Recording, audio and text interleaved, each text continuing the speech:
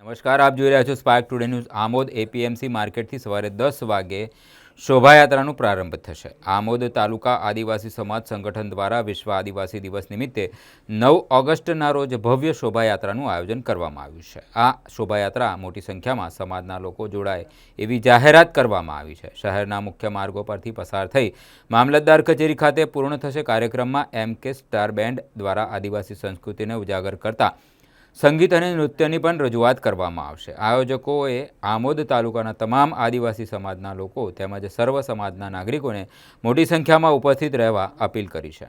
જય આદિવાસી। હું વિશાલ વસાવા, આમોદ તાલુકા આદિવાસી સમાજ સંગઠન મહામંત્રી। આગામી 9 ઓગસ્ટ વિશ્વ આદિવાસી દિવસ આમોદ ખાતે યોજાઈ રહ્યો છે, જેના ભાગરૂપે આપણા માધ્યમથી હું તમામ આદિવાસી ભાઈઓ બહેનો તેમજ સર્વ સમાજના નાગરિકોને આ ભવ્ય શોભાયાત્રામાં પધારવા અધિક આમંત્રણ પાઠવું છું। આ શોભાયાત્રા ક્યાંથી શરૂઆત કરશે? આ શોભાયાત્રા આમોદ એપીએમસી માર્કેટથી આમોદ ચોકડી, બિરસા મુંડા સર્કલ, ડોક્ટર બાબા સાહેબ આંબેડકર મામલતદાર ખાતે પૂર્ણાહુતિ થશે।